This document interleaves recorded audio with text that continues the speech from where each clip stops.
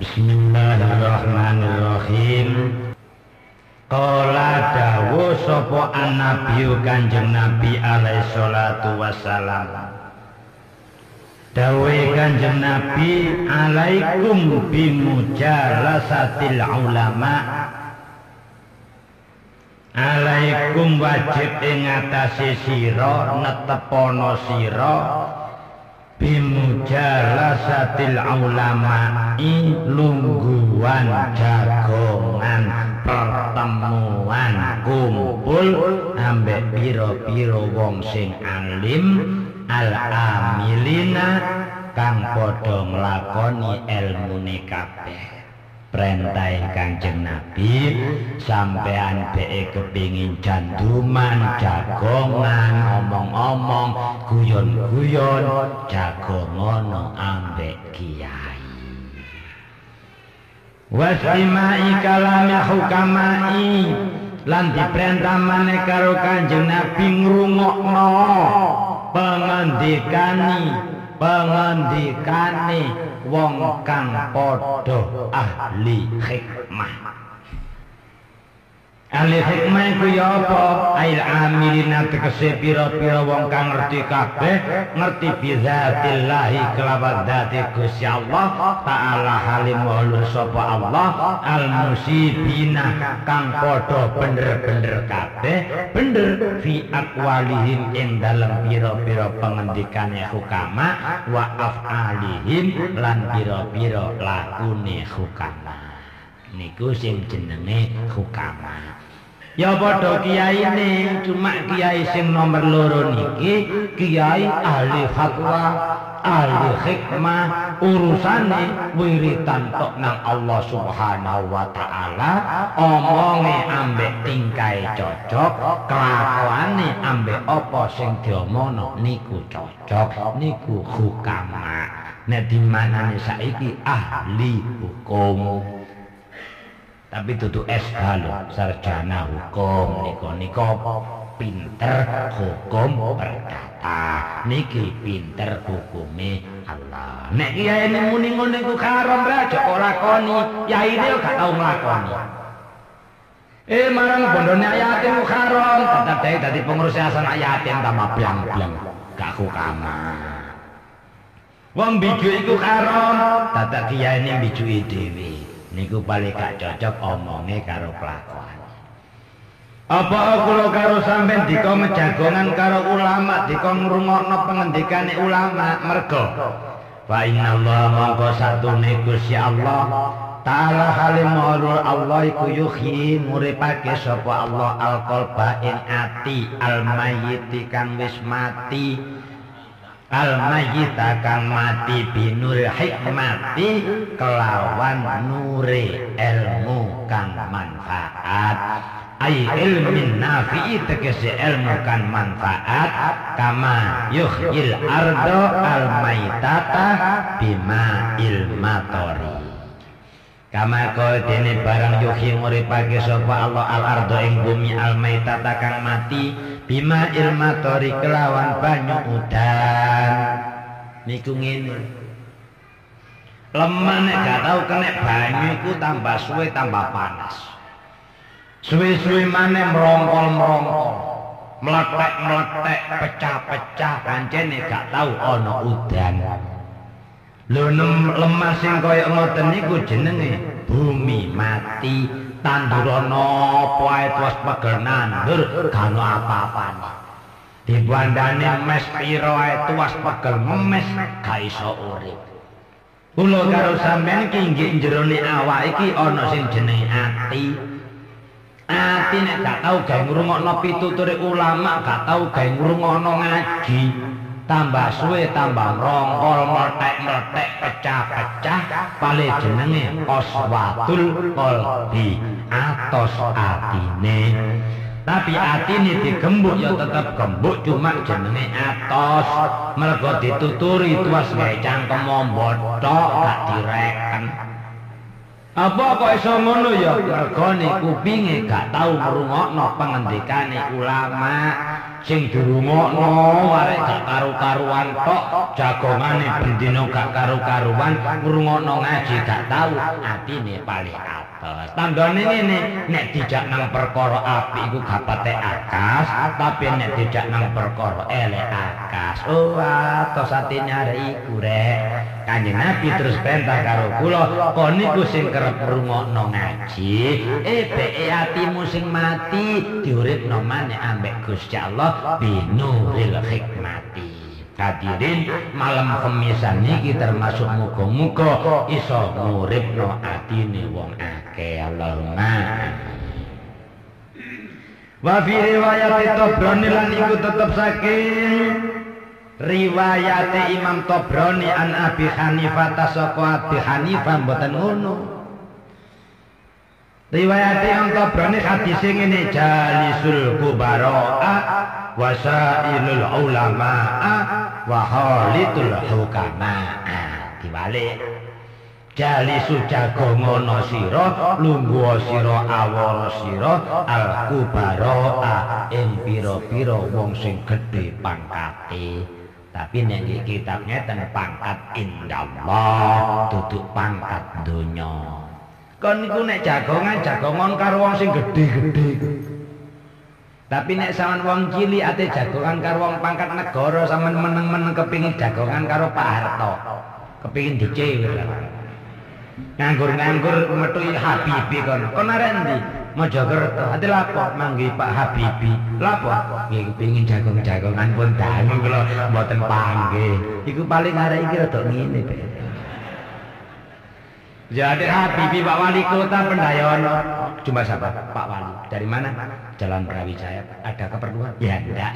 Cuma sudah lama enggak jumpa Pak Wali, saya kangen. Ada Pak Likne dhewe ayo. Wong gedhe ya jagongane ya bareng-bareng ngene iki cek krungu pituture. Wasailul ulama nek sampean repot perkara agama takono sira kabeh ing pira-pira ulama. Yai ngeten ki hukume ya napa? Anak kula wedok niki kajeng digawin kalih ponan kula sang apa mboten? Terus niki enten tiyang mboten saged punya anak, kepingin bayi tabung oleh napa mboten? Iku aja takon wong gedhe, takono ulama. Yai kula mboten nyejo arisan dadak oleh hadiah sepeda motor kristal, ngoten niku hukume ya napa? Takon nang yai. Sing apik sepedamu gon rene dolen. Lah kon oleh hadiah sih rek. Wa halitul hukama lan padha campura sira kabeh al hukama ing pira-pira wong ahli hikmah. Campure ambek wong sing ahli hikmah, ambek wong ahli mukasyafah, ambek wong sing ahli ketok liya-liya cedhek nang Allah Subhanahu wa taala sampeyan campuri iku. Apa kok nyamburno? Sampeyan eleke cek dituturi. Rata-rata wong biasane jak sowan nang wong ngono niku wae gak paham. Mok wedi aku. Apa-apa? Muang wedi aku mergo aku kelakuane elek kadung dicongklok ana kono. Belaen. Moro dicongklok asalamualaikum waalaikumsalam. Kon kate rapi ya? Lho ya aku nangan rek kabeh rapi rek. Cek kate wis dilok-lok. Wa bi riwayatin setengah riwayat boten-boten hadis nika wae. Muni ngeten jalisul ulama wa sahibul hukama wa khaditul kubara. Kon jagongono ambek wong alim, kumpulo gandeng renteng ambek wong ahli hikmah, sampean campur ambek wong gedhe. Wis dhewe-dhewe kabeh niki padha bendere ndelok situasi lan kondisine. Sampeyan bagian proyek kumpul wong gede ngerti, oh jalan ini akan dilebarkan, daerah ini mau dibuat pasar, sebentar lagi dibangun jembatan Surabaya Madura. Lo sampeyan krungu, wah tanahku dilungkas rek payu larang.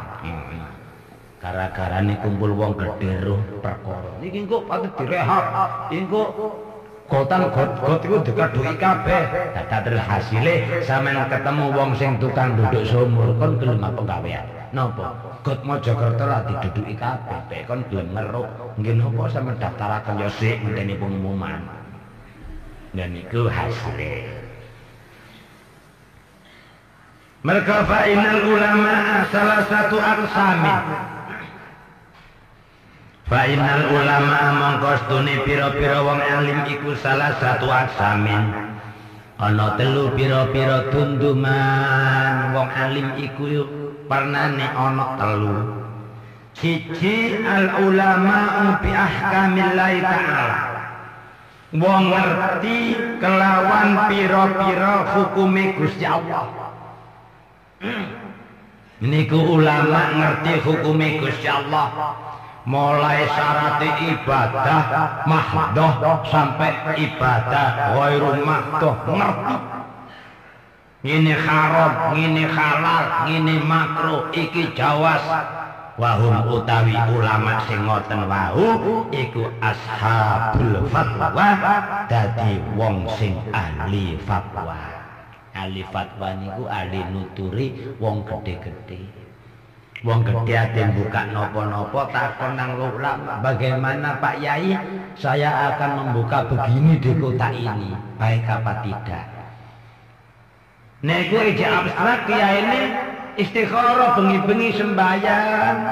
Ndoleki pen Allah Subhanahu wa taala kira-kira ngene iki bakal manfaat gak? Nek manfaat dijawab baik-baik. Nek gak manfaat, nek saged burung mawon apa. Niku ulama ahli fatwa. Enten sing wal ulama fi dzatillah faqat. Enten pira-pira ulama kang padha ngerti bi dzatillah kelawan dzati Allah tok.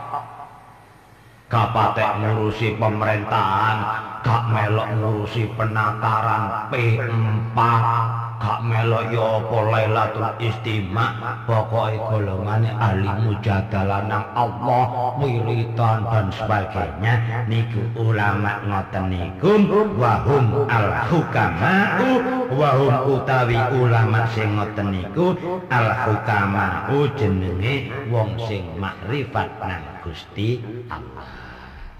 Lah sampean dikon campur kiai-kiai sing kaya ngoten niku. Dadi campur kiai niku macam-macam kiai iki senengane ngene, kiai kok senengane ngono, sampean dole hikmah.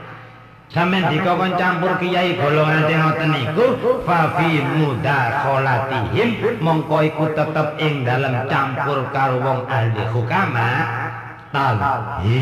tahdhibun utawi bersihake lil akhlaqi maring pira-pira budi pekerti. Mesti sampeyan dilok utawa sampeyan dituturi. Mergo kiai ngoten niku mendhep depan ambek wong eleke wong ketok, apike wong ketok. Cuma kadang kiai ini gelem ngarani karo guyang-guyu tok utawa gak gelem ngarani. Dadi sampeyan mendhep depan ambek yai kok cacak yai guyang-guyu iku lha apa ya? Yai nglirik-nglirik kono apane ya aku. Aja kira sampeyan dilem tok elek sampeyan ku ketok. Makane hati-hati nek ngarep yai ku ndelok titik cekak ketara eleke. Nono yai tole ndelok omah yai didelok kabeh lho omah yai lek wis sitok lek motone melu ae. Lianam krono satemene hukama iku asraqat mencorong apa kulubum atine hukama mencorong bi ma'rifatillahi kelawan oleh makrifate Gusti Allah wa asraqat lan mencorong atine ulama apa asraruhum pira-pira sirrine hukama oleh mencorong bi anwari jalalillahi oleh nure keagungane Gusti Allah. Hakikate menungso donya iki gak ana apa-apane. Padha karo gedhong film. Film dibuka nggih kono ketok layar tok putih, sampe ndelok layar gak ana apa-apane. Bareng nurullah cahayane Gusti Allah teko kaca dibuka nyetrong isine film iki kabeh apa jare skenario iki kono. Iki tabrakan, iki kok dadi wong, iki kok dadi arek, iki dirapekno ambek arek iki kok iso nulungi, iki kok perangan menangan, apa jare bolongan cendela kono. Nah cendela bolongan iku kabeh cahayane Allah Subhanahu wa taala. Wong sing nggih film iki ya kabeh krana kala nek wong sing ngerti bagian ahli film kowe tok montor tabrakan gak kaget blas wis diatur karo sing kono tangger pinter sing ngarang film ngono to mantini teko munggah pinter sing ngarang film nek wong bodho gumun ambek mantini wah mantini rek ndoleki Brahma gak ketemu. Nah ini semua ngerti ahli film, gak ditelok film ini, waki hakikatnya gak apa-apa. Film ditutup, jret, layar putih, digerayai, sing motor tabrakan mandi, gak apa-apa nih. Iku jenenge kiai sing ngerti ngono mang jenenge hukama. Lah ulama sing syariat mang eruh tabrakane motor, gelute Brahma, mantini ndoleki Brahma sak teruse. Kadang mangkel lho apa? Brahma ku rabian dia mring-mring kan delok tok mring. Ben wal ulama utai wong alim iku bil kismaine ana rong bagian. Wahum al-kubara wong utai ulama iku al-kubara wong kang gedhe pangkate. Mulane fa inna mukhalata ahlillahi sapa wong sing gelem campur nang ahline Gusti Allah. Sapa ahline Gusti Allah yaiku ulama ya taksibu iku nulari apa mukhalata nulari ahwalan ing pira-pira tingkah saniatan ing luhur.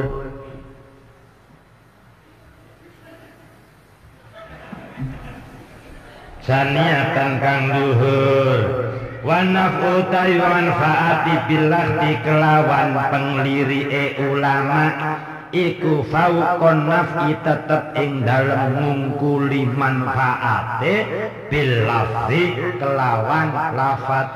Tak terus nisik paman mongko sapane wong nafaka awe manfaat ing sira apa lahu penglirike wong ya nafaka mongko aweh manfaat ing sira apa lafzuhu lafate wong wa man lan sapane wong lah kang ora ngalap manfaat saka dene penglirike wong ya fala mongko ora oleh kemanfaatan saka lafate wong.